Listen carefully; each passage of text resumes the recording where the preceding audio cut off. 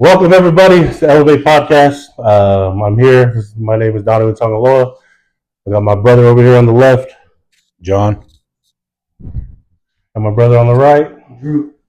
they can't hear you if you don't have a mic. Shine this. Drew, On camera, it's us three. Off camera, we also got my brother-in-law, Money Sakona. We got Nico Davidson and my sister, Valine Tangaloa. That's our first episode. I was going to give you on why we decided to do this podcast, and we'll go from there. so a big part of why we're doing this podcast is we want to be able to record our families and friends' stories to preserve it for the next generation. A big part of it is, at least for myself, I had my mom pass away 3 years ago, and then my grandma passed away years before her. And something for me, I never had the opportunity to record anything of them. I have two little boys, and they're never going to hear my mom and my grandma's voice because I never took that opportunity. Because of that, I want to give opportunities for others to have those recorded and shared, and that's just something I wish I had for my kids, and I took the opportunity to do so. That's something that we're looking forward to. That's a big why for ourselves is we want to be able to help and serve others. One of my goals uh, for this year and the years to come is to serve 1 million people. And so this is one way that I feel like we can serve is to share people's stories and to be able to help and uplift others. So that's a big part of why I feel like I want to do it. Donnie, you got any? Um, I'll say mine's the same thing. John approached me with this probably a week. I was down here visiting from Arizona. Um, he approached me with this, and then in my head, I was like, okay, this is not going to go anywhere. And then um, Damn. that's a funny joke, but right after, I'm gonna make it sad right now. My dad ended up passing away. I'm not saying that's the sign that I needed to like. Okay, yeah, this is important to hear my family's story. Um, but I do wish we did the podcast for that reason because I heard so many stories at my dad's funeral of stories I've never heard of. Not just him with my uncles, but also stories that of him being of service to others that he would never brag about, talk about. So that's one thing I wish I had. But hearing that was cool. But I would love to hear from his voice. So yeah, I guess we're on the same boat as far as why we want to do this podcast. And so we didn't even like talk about what our podcast is called. So our podcast is called eLOVEate. I said it in the introduction. Did you? You'll see it in the introduction. Fuck, dude. Well, eLOVEate, like, so the reason for eLOVEate, it's spelled different in the middle. Love, we put the word love in there. So eLOVEate. We want to be able to help elevate other people through love. And so a big loving factor is people's stories. One thing that I love about growing up is I loved hearing everyone's stories and their experiences and all that. And so I've always just been super interested in that, capturing those moments and those opportunities to be vulnerable. And so that's kind of the purpose behind our name and what we're striving to do as well. And with the first episode, it's only right that if we're gonna try to get to know others, you guys get to know us first. So the first episode is my episode, John and Drew, and those off camera is going to be asking questions for myself. Um, yeah, we'll get to know me. So I think just starting from like where you're born, where you grew up. Born and raised in West Valley City. Obviously, those who are from Utah know how prideful about or how much love we have about being from this city. But yeah, born and raised in West Valley City, grew up, went to Hunter High School. Um, the last decade, I've been working as a youth mentor. Um, And it's crazy how it started. It didn't start off. I love my job, and I love what I do, but it didn't start off like that. I was in college at Slick, actually with John, um, and we're just getting our generals done. And then I just needed a job because I was broke. And my brother was a supervisor at a place called Westridge Academy, and he just brought me on. And since day one, I just loved it. So like, what's something that you loved about it that like pulled you into it, where you're like, nah, like this is something I really want to do. Um, I'm a member of the Church of Jesus Christ of Latter-day Saints. Um, and the one thing I learned from this church is to love, and that's why I love the eLOVEate name, because as a youth mentor, you get to see a lot of kids' backgrounds, a lot of things that they've been through, and not only do you have empathy for them, but you also feel blessed about the way you grew up, I guess.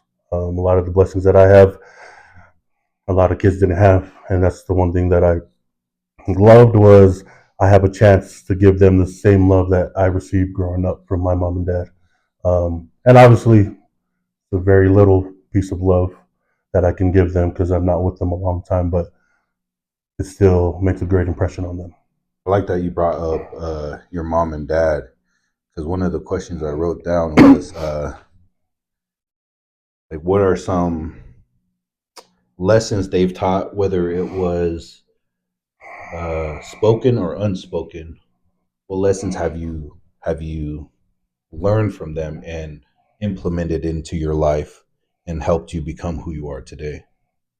So you could do it individually or as a couple. I'm gonna do it as a couple because when my dad passed, it was always every story I heard was Duke and my, Duke and my, Duke and my. Um, so they're always together, and they're known. A lot of the stories that I heard from my cousins was their love story is everybody's dream, I guess. Um, from a young age, they've been together for a long time, so everyone always viewed them as a couple. So things I learned from them as a couple is okay, try not to cry. um, so I had this weird phase probably when I was like 19 and I was doing nothing but working. Um, and then when topics of religion came up, I'd always talk about in my head. I never said this to my mom, but like maybe if I had better examples in this church, maybe I'll do better in this church. And now that I've grown up, I've matured a little bit more, and I really found out what the gospel was. Man, I have the greatest examples on this earth as far as what this gospel means, and that is love. One thing I learned from my parents is you love unconditionally no matter what. Growing up, we always took in um, anybody, anybody who needed a place to stay, anybody who needed place to be warm at night, like they would take them in, no questions asked. And let me tell you, man, like my brother's probably gonna see this, but man, his friends that we took in should have. I don't know how my mom did that, man. I'm like sleeping next to a criminal right now. It's crazy. But my mom didn't care. My dad didn't care. They seen someone in need of help, and they always helped them. And that's the biggest lesson I learned from my parents is you love no matter what, you help no matter what. And when you break the gospel down to the simplest form, that's what it is. You help no matter what, you love no matter what. So I guess I am ashamed of the way I used to think about it because they didn't go to church every Sunday. They didn't um, do the letter of the law. With the spirit of the law, I had spiritual giants next to me my whole life. No, I think it's cool. I appreciate you being able to share that and share that vulnerability. You know what I mean? Yeah. That personal story. So, like, I'll try to make it a little bit light real quick. So, one question I do have is like, when did you choose to fix your teeth? Okay, let's talk about it, man. Those who know me since I was a kid, man, I had bad teeth till I was 29 years old. I am 31. So for 29 years of my life, my teeth were jacked up. So I decided at 29 years old. And I know you're trying to make it light, but it's crazy. I started getting started being more active in the church, and the reason why I fixed my teeth was because I got a hookup. My Bishop Kinney, shout out to you, man. I was pretty open with him on my vulnerabilities, and I told him that my smile was probably one of my biggest. And he didn't have to, but he went out of his way to help me fix them. Went to his dentist, and he asked them, told him I have a kid who, not a kid, I was an adult, but he said I have an adult who would love this service, and he got discounted everything. Total, my thing was supposed to be like 20 grand to fix everything.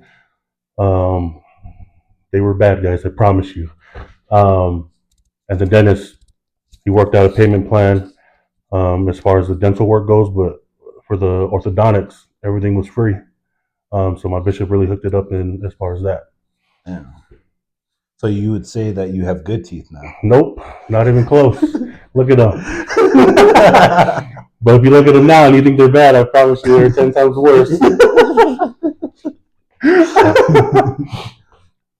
So how has... I don't know what you're asking. Let's get to it.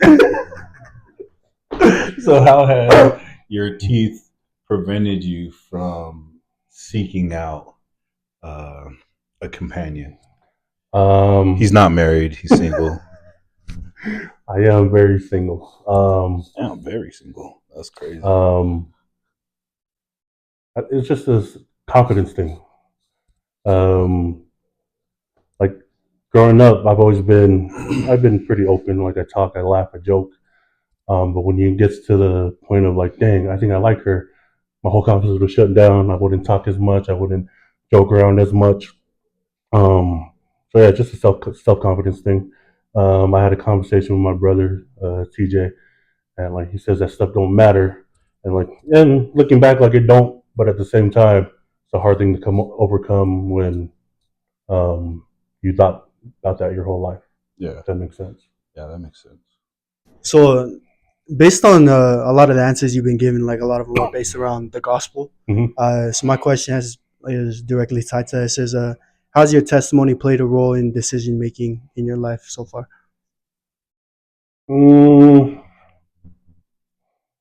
My testimony, I've always believed in God. I always believed in the golden rule.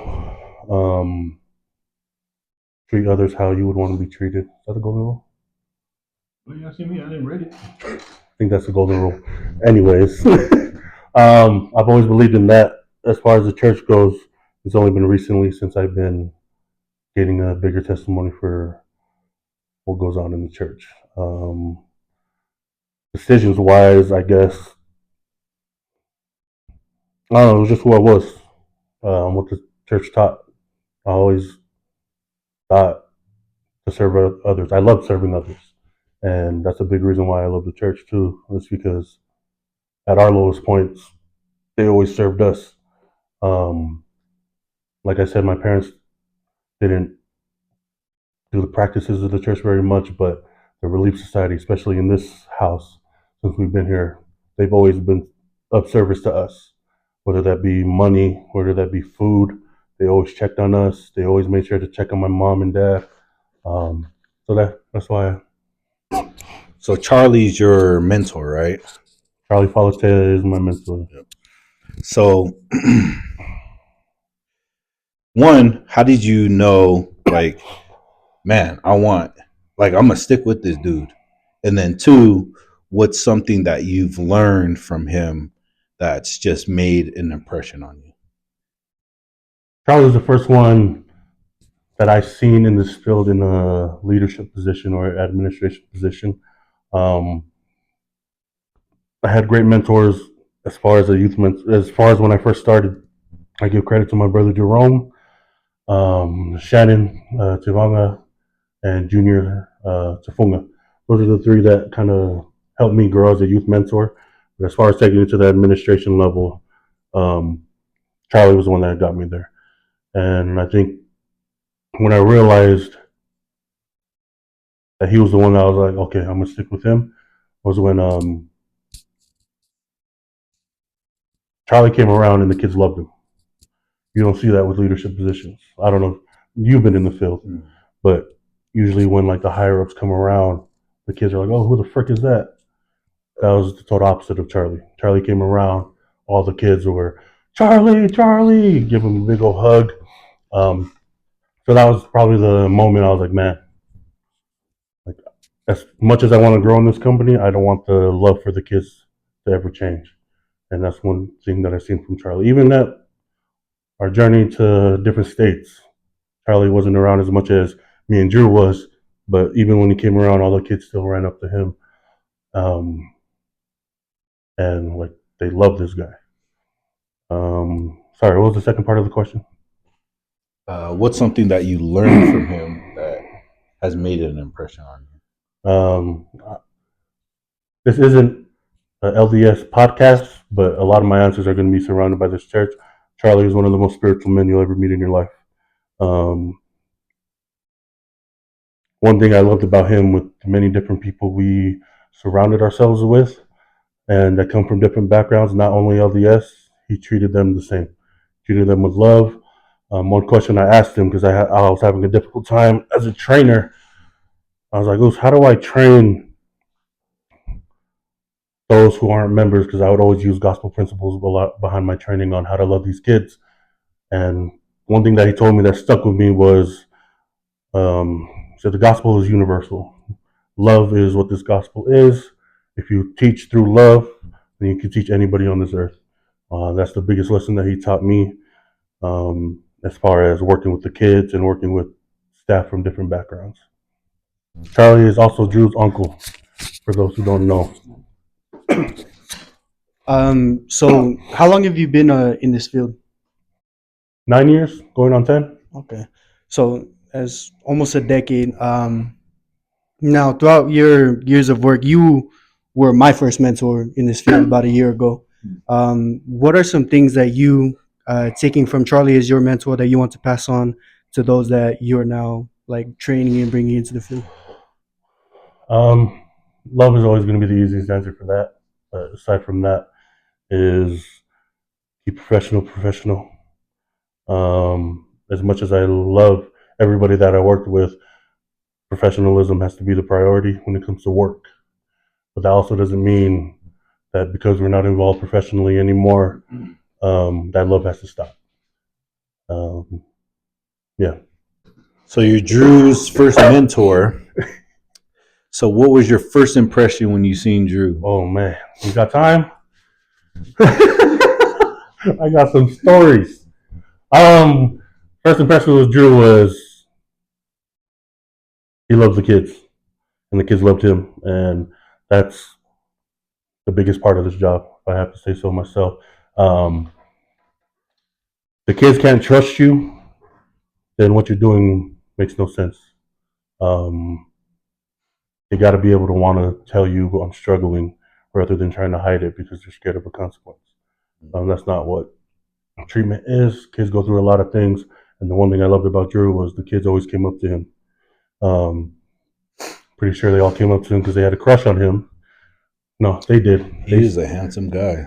Look at this guy. Look at that guy. Let me see your foot. But yeah, trust. They trusted Drew. Drew didn't come in treating them like I'm above you because I'm a staff. He came in treating them like a person that just wanted to get to know them and wanted to help them. And the kids can see right through you if you're not being genuine. And this guy's one of the most genuine kids, or people that I know. But there was a lot of roadblocks and a lot of struggles that we went through.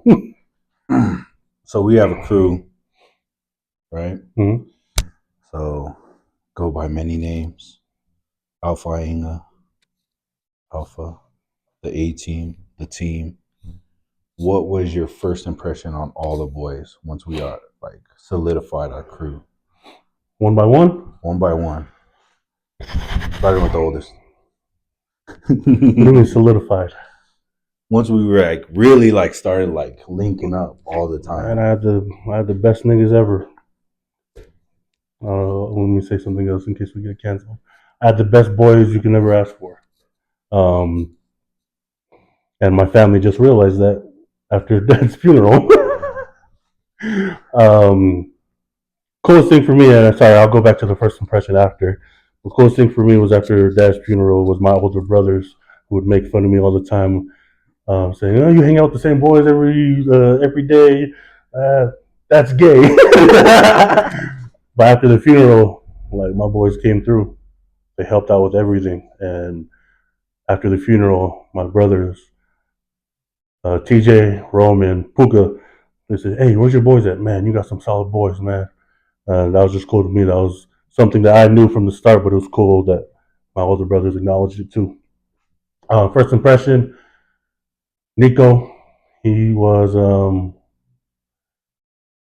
well, the three oldest, Nico, John, and Sal. Those three, for me, I looked up as the leaders of the crew, all in their own right. John, brother. John was the protector. He's always been that.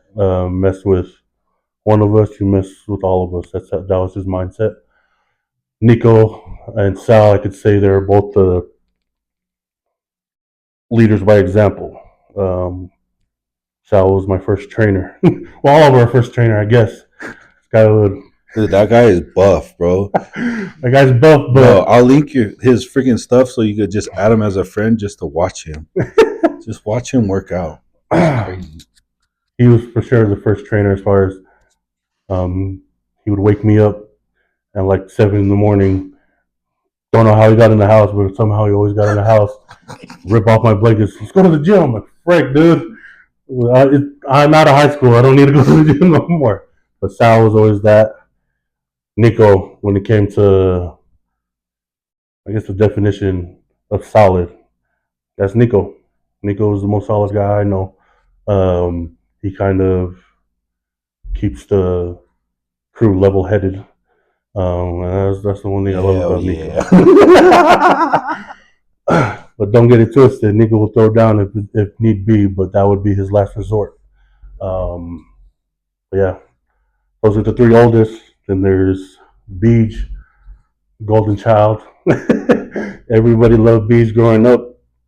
He could do no wrong, but Beach is always someone you can count on. You need something done, you call Beach, but yeah, I got you. Yeah, I got you. No questions asked.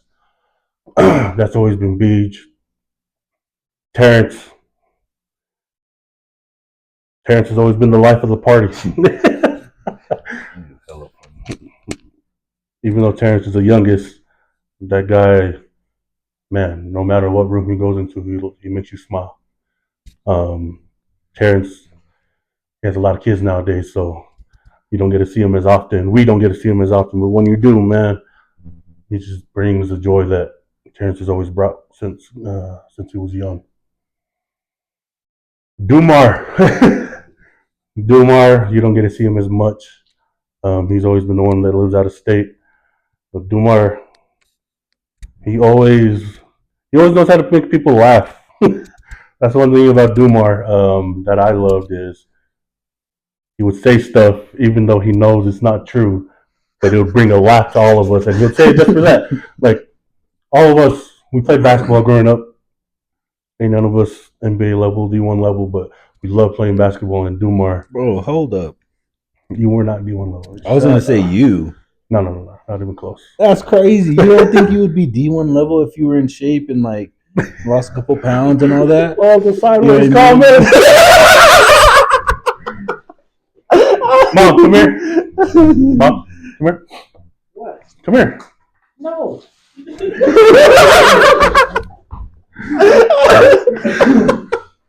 Anyways, about Dumar, even though he wasn't the best at basketball, he would always challenge us, saying he's the best. And I don't know if he truly thought he was the best, but he always brought a laugh to us, and like that's why I love Dumar. Like he knows how much a laugh can heal somebody. One of the questions we got prepared is, how did you come to know that God was real? Seen it through miracles of others, I guess. And I know like you have to gain your own testimony, but I've seen the miracles that others went through. John has a story that he'll tell on his episode, but it's hard to deny. It's hard to deny the miracles you see in others' lives. Although I didn't witness it myself, I guess me seeing other like the miracles that happen with others has strengthened my testimony. I think more recently, so the story with Arizona, we were out there for a year and a half, and like when I tell you, me and Drew worked ourselves like as hard as anybody else could work themselves. Like we gave our heart to that place, and about a year and a half after we went there, they got a new CEO and whatnot, and we didn't agree with the changes that he was making, so we left. And when I got home, I was mad, I was angry, kind of the natural feelings you feel after something like that. But I got through that trial. I got 3 days with my dad that I didn't think were anything until he passed away. Um, so I guess we left Arizona on a Wednesday, and then I got to spend Thursday, Friday, Saturday with my dad, and then he passed on that Sunday.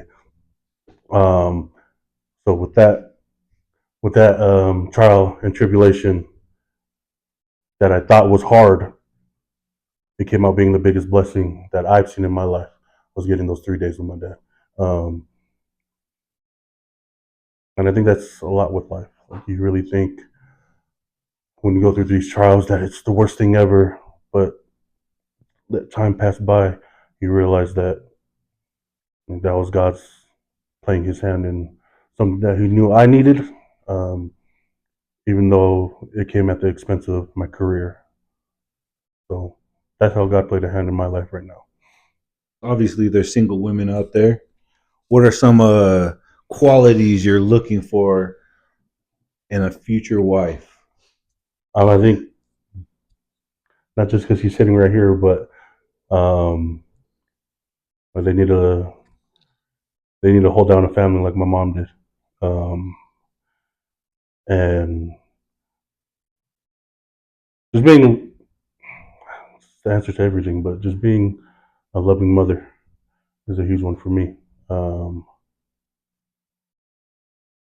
like I said before, you never realize the examples you have growing up until you get a little older and mature a little bit. And so, yeah, that's the big one. Having a loving heart and loyal. I'm a big one on loyalty. So staying on the topic of dating, then what are some deal breakers for you? Growing up, I had a lot of deal breakers, but like once you mature, you realize everyone has their own weaknesses, I guess. So I guess there shouldn't be kind of there shouldn't be that many deal breakers if you're as long as you're willing to work on some of the weaknesses. Um, One thing I learned, and it was a talk by I want to say maybe it was Rukdorf, but he was saying if all you guys could make your dream woman and write down the qualities of who that is or what that is, what makes you think she wants you? And that thing always stuck with me. When I heard that, I was like, "Dang, man! I want to pitch. I want to like look for this perfect woman, but like, trust me when I tell you, like, she would not want me. Like, I'm far from perfect, and so as far as deal breakers, like, there's weaknesses that you have. It's not really a deal breaker. It's more so if that's something you're willing to work on." Nice. Okay, I like that answer. I did have a one of the questions, at least for me, is so obviously you're a member of the Church of Jesus Christ of Latter-day Saints.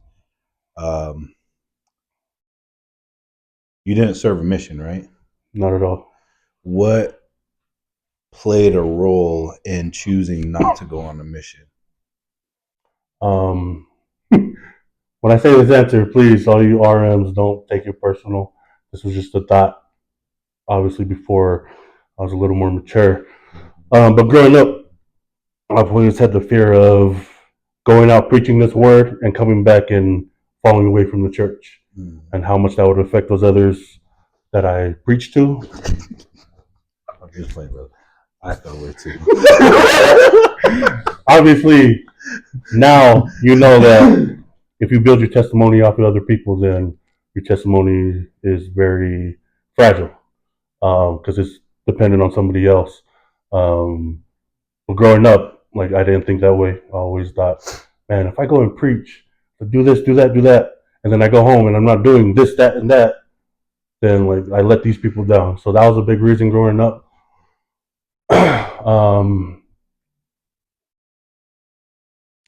Sorry that I did that. So I said, please, RM, Sorry, don't take offense my to embarrassment. please don't take offense to my answer. That was just a bad thought that I thought of back then. Money, financial struggles. Always grew up not the wealthiest. Never went to sleep hungry though. So I guess we were well off. We were better off than a lot of people. We were more blessed than a lot of people. But we also didn't have the biggest house, the nicest cars. So I also didn't just want to be a burden on as far as that goes. But like I said, this is me not knowing that church will help you with all of that. Yeah. So yeah, struggles with worthiness, I guess. Me knowing what worthiness means now was different than what I thought back in the day. Back in the day, I thought if you're not perfect, you can't do anything. And now you just know that's not true.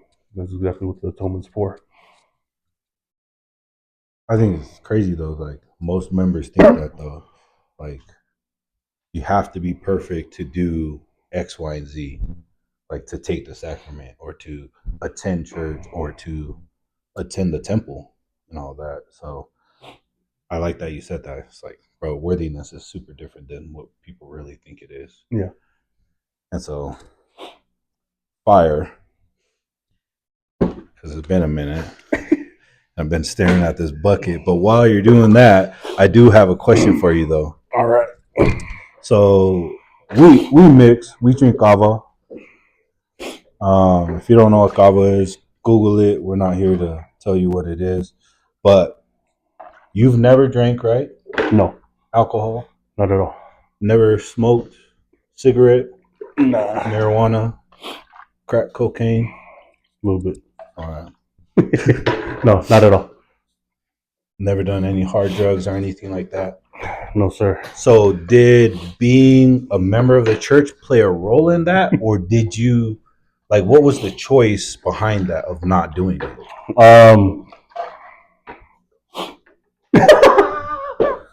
My sister's right next to me.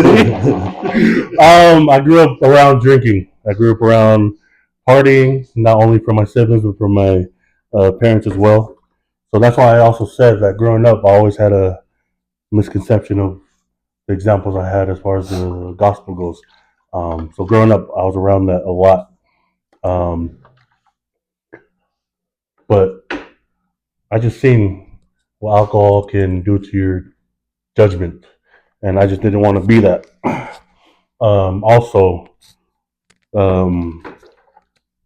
mentioned my brother Rome. Not only was he my first mentor as a youth mentor, he's been, aside from my pops, he's been the one that took me under his wing growing up. And he's also never drank, never, like, me mixing, he looks at me like, oh man, you fell off. He don't look at me like that, but like he's also been the biggest mentor in my life as far as that stuff goes. I owe a lot to Rome. He's been my other father figure in my life growing up. Yeah, Rome. One thing I love about Rome is everybody loves this guy, no matter where you go. Same thing with my dad. Although I've heard stories of Rome going down as far as like his fists go, but for the majority of the stories I heard about him and my dad was, oh, we love Rome. He helps us so much. He does so much for us. So I was just blessed for him to take me under his wing. I don't know if he came in because he lived with us for a long time. I don't know if he came in here and I was like, yeah, let's take Donovan away from Valley when she's crying drunk. um, You're hella good. but Rome, I'm telling you, man, Rome's solid as a rock, and that's that's my OG. Um, so I owe a lot of my who I am today to him. So you let us know your decisions in like as far as your mission goes. But you did go to the temple um, when you were a little bit older, a little bit more mature. How do you think that decision to go through the temple, like how did that happen? Really, did it affect you not being able to or not doing it when you were younger? Do you think it was better that you went through it when you were more mature, or what do you think? Regret not being worthy earlier. I think so. You know what I mean? Like if I would have had this thinking at a younger age, I would have loved that. Um, but if I would have went through with my mindset back then, no, it would have hurt me. I would have been an imperfect child going through the temple because I lied, and in my head back then, like I would have been beating myself up my whole life. So I think with the understanding of what worthiness is now, going to the temple really helped me. Um, reason why I went through was, like I said, I love to serve. I love to serve others. I love to serve the youth, and going through the temple just helps me magnify that. Not only can I service the people on this earth, but I can service the people who's already passed on. But yeah, so it just helped me magnify what I love to do. I've always wondered this, like ever since we were young. Why do you always wear hats? What's under the hat? Nothing bad, no. Okay. It's not too bad, but it's not the greatest. My brother. I looked up to my brother Puka, and he always had hats. So that's just one thing. That's it. So if you had the opportunity to fight Puka, would you take that opportunity? Do you think you would win? I want to take that opportunity, man. He has a family now. I'd hurt him. Bro, you're crazy. Edit bro. that part out, I'm putting please. all the money on Puka. That's crazy. What about TJ? TJ Rome and Puka, man. I'm not the little brother no more. Oh, Just kidding, man. Coming to the close, a question that we want to ask individuals at the end is, what is something that helped you elevate to where you're at now? Where I'm at now, I think the one thing that elevated me the most was seeing the effects that you can have on people on the way you treat them. So not only when I first started, but when we left Utah, we moved to Nevada. We went to the facility out there, and man, those kids were treated like prisoners. Um, and for me, the way you treat somebody is the way they're gonna act. So if you treat a kid like a prisoner, they're gonna act like prisoners. And that's exactly what they were doing. We had kids in the what's it called? The ceiling space. We're crawling through there, trying to get out, and take it. We're in the middle of nowhere, Armagosa, Nevada. Nobody's ever heard of them, but like for miles, it's just desert. And for kids to want to leave, the only place that they have to sleep, the only place they have food for miles, man, they must be getting treated like pretty bad. And seeing the effect of when we came in, we're very love first type of program, and man, just the effects you see when you treat them with love on everyday interactions. Like, I'm not saying it's all sunshine and rainbows. Trust me, I know. Like, there's going to be some hiccups, but if you approach even those hiccups, if you approach it with love rather than punishment, you just see the true potential come out of the youth. Um, so seeing the effects of what we do, Charlie created care first model, which is something that challenges the old school type of lockdown facilities.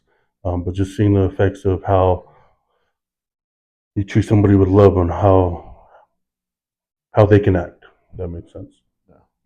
But yeah, that's been the biggest one. First kid that I seen change.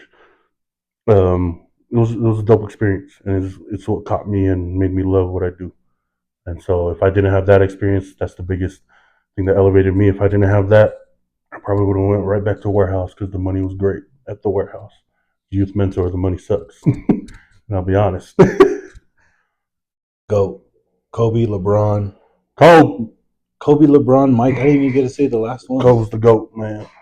Over Michael Jordan? Over Michael Dude, Jordan. you're crazy, bro. He's just That's saying that for the wild, podcast. bro. He told me the same thing. Dude, I'm a Kobe fan. I'm a Kobe fan, but I think Michael is better than Kobe. That's Kobe's the crazy. GOAT, buddy.